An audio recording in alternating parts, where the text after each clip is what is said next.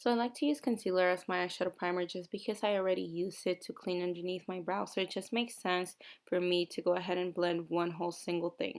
Of course, the very basic step, blending out the concealer to ensure that you do have a very smooth surface to start off blending your shadows with.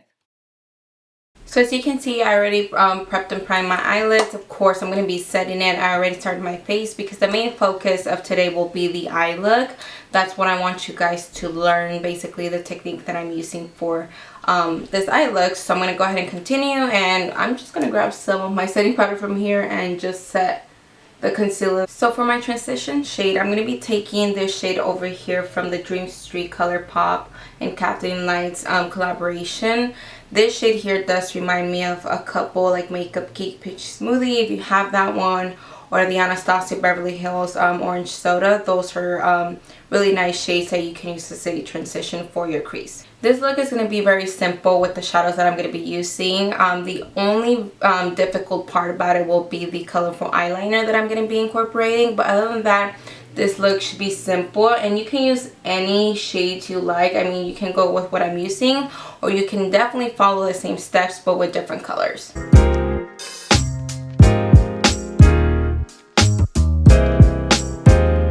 And because of course I'm only using two shadows, I definitely want to have a transition color to make sure that at least that one shadow that is going to be blended on the lid looks as blended as possible, and it doesn't look harsh where you just have one color and nothing actually looking gradient. So that's the reason why I'm using this transition shade here on the crease and blending it as much as possible. I already blended that transition shade to my desire. Now I'm going to be taking this shade here from this Huda Beauty Warm Brown Obsessions mini palette, and this is a shadow that I'm going to be blending all over my crease, all the way, not all, well, all the way in my crease as well on my lid, but I'm going to start in the lid here area first and then blend it upwards.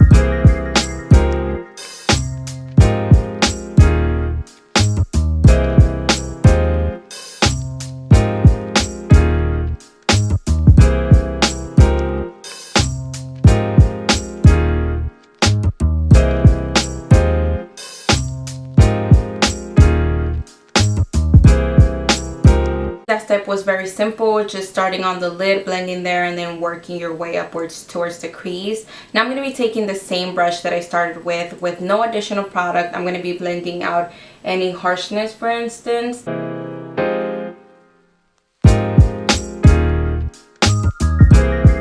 And I did say I was going to be using two shadows. I always constantly use more than 3 shadows on all my eye looks. But because of this look, I wanted to do 2 to make it simple for you guys that are watching.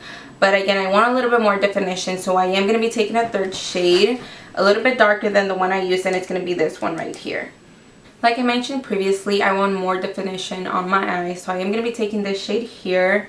And of course, this brush, this blending brush, is a little bit more defined and more flat. The reason why I'm taking this brush is because I'm going to be blending this shadow here on my lid.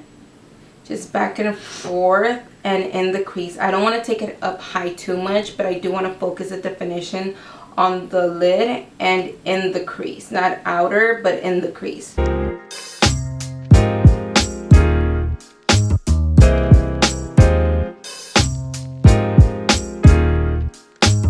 You can tell from both of the eyes, this one has more definition on the lid than this one, and this is what I'm going for, just because again I just felt like it was too light. I feel like the liner, the yellow liner that I'm going to be taking is going to overtake the look, for instance, of the shadow. I still want both to be basically the, what can I call it, the main focus, but then again I don't want it to be too light where it seems like the shadows just washed out. And then again, the baking powder is going to catch any fallout that I have from shadows. Usually when it's matte or metallics, you will see a lot of fallout, but not only that, with this kind of look and of course going to a festival, you want your makeup to last all day long. So that is why I started with my face first, and I baked and then again, you guys already know how to do that step. I'm pretty sure you guys are used to doing your usual daily face makeup, so I don't need to show a tutorial on it. If you guys want to see a video on my full face everyday makeup look, go ahead and let me know in the comments below. Okay, now on to the fun part, which is going to be yellow liner, and this one is by NYX. They're the Vivid Brights liquid liners. I guess that's a collection or line. I don't know, but it's in the shade Vivid Halo, which is super beautiful. It's also matte. It does not have any shimmer, which is really important. Usually when they have specks of glitter inside, it's a little bit more chalky, harder to try to get a very perfect line. Usually when they have glitter, you kind of get a little bit messy because they are kind of a little bit rough. But other than that, this is a great eyeliner, and I will go ahead and move on. I'm going to try to do this liner on camera. If I see that it's going to be a little bit harder showing you guys, then I'm going to do it off camera, but at least I want to let you know what I do to ensure that it's a perfect line as possible. So I look at the mirror, but I look kind of down, kind of like tilting my head this side. My crease is right here. What I want to do is apply the liner over that crease, because for instance, if I apply it on my crease, by the time I look down, my crease is going to hide that liner. You won't be able to see it when I have my eyes shut like this, and that's what I don't want. What I want is to have my liner over it. That way, even if I have my eyes open, you're still able to capture that yellow liner. So just look down at your mirror, see where your crease is at. So kind of lift your brows, bring them down, and you'll be able to see that crease there. And then you can start outlining where you want your liner to start. When doing this step, ensure you don't have so much liquid liner on your brush. Try to start out as light as possible. If you do mess up, it's okay. You can always go back and fix it and reapply shadow. I'm gonna go ahead and move on and start over my crease. Ooh. Okay, kind of scary, but at least I got it to where I wanted it to be. So as you can see here, my liner is above my crease. I don't want to look down yet because it's still wet, and if you look down and it kind of folds, you're gonna mess up your look. So just wait there a couple of seconds. As you can see, my liner did not turn out as oval as I wanted to, but I'm actually liking the effect of it kind of being a triangle, just because again, Coachella has kind of like that boho tribal kind of vibe. So I think even as a mountain triangle looking effect there, it looks really cute. So the lash shadow that I used on my lid, I'm going to be blending here on my lower lash line, and you don't have to be precise. You can actually be messy. We're going to be taking black wing liner anyways, so that would also be the focus of the eye. And I always start here in this gap, and I bring it up to the desired, and I'm light hand too. I just kind of give an outline of how far I want my wing, and then I bring it back in towards this area, and I start lightly, and then I start building it up to my desire of how thick, how long I want my wing. For instance, if I want it all the way to my inner corner, or how high I want it close to the brow. And then I just start filling in the wing liner. I go back in little by little. I don't want to take too much excessive product, and it's okay if you mess up with your gel liner. Again, we're going to be taking the liquid liner after, and this is going to perfect any chunkiness or any areas that you messed up on your wing. And then I go in the same areas that I did with the gel liner, except that in case I do want to perfect the line, I go over it, but I just go over the gel liner just to mattify and darken it. Next, I'm going to be taking the Makeup lashes in style Dubai. I am loving this lash style. It's beautiful. And of course, before I apply lashes, I do curl them. I don't necessarily need to for my own lashes, but personally, I do think this step is necessary. That way, when you do apply your lash could kind of stand there instead of just, you know, sitting there kind of flat. It gives it that definition to stand out. Now I'm going to be taking some mascara. I like to apply mascara and let it sit for a minute before I apply the false lashes. That way they're not as wet as when you apply. They're kind of tacky. That way when I do compress my lashes together, the real ones and the false ones, you don't ruin the false lash by getting mascara on it. Personally, when I apply lashes, I like to take two different styles of tweezers. One, which what I'm going to be applying the lash with, and this is just your regular standard tweezer. Then I like to take more of a defined pointy one. This one, you have to be very careful. You don't not want to poke your eye because again, it is pointy and you can harm yourself. But I'm going to go ahead and move into showing you guys why I use two kinds of tweezers when I apply my lashes. So with the regular tweezer, I go ahead and apply my lash, and I usually always look down, start in the center, kind of tilt, make sure that outer corner gets stuck. as close as possible to my lash line. Then I move into making sure that that inner corner is stuck as well too. Once I have my lash applied where it's not poking me in my outer corners, first of all, it should not be poking you because you should cut your lashes to your desired length. Not to your desired length because, for instance, not how long you want them, but how long your eye is.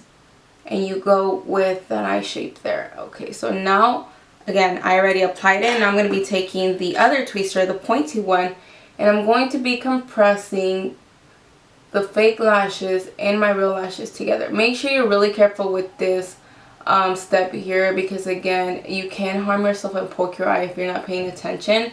It's happened to me in the past, and I don't want this to happen to you guys, so just be very careful. So I compress as much as possible. Compressing your real and fake lashes is going to blend them. Not only that, it will give you that extra security on your lashes. That way you don't have them falling out. For instance, if you did not apply as much glue as necessary with compressing them, because again, you did go in with mascara and not super wet but tacky, that did allow you again to, you know, have that availability to press your fake lashes to the real ones and give it that kind of, I don't want to say glue because it's not going to transfer mascara and ruin them, but then again, they are going to connect together. As you can see, I don't have as much baking powder as previously from when I started, because for instance, if you let it sit there and bake, your skin is going to dissolve it, it's going to suck it in, just absorb it, and eventually it's going to look just like skin, and it's going to ensure that your makeup lasts all day long. I'm just dusting whatever I have left over. My nose gets oily, for instance, so I'm just tapping it with the brush here slightly, and then I'm going to move on to finishing my eyes and then moving on to my face and the rest of what I do for the look.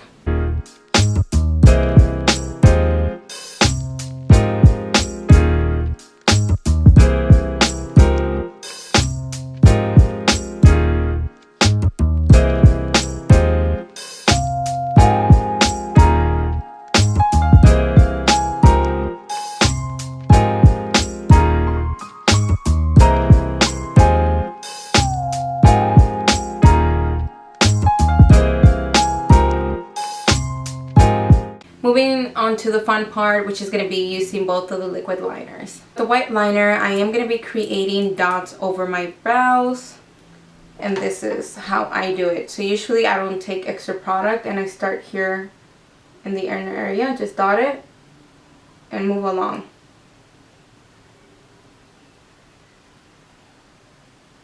The same liquid liner, I'm going to be creating a line in the bottom area of my lip, and I'm not going to take it in the center because I am going to be applying the other one on the side. So I'm following this Cupid's here, this side here.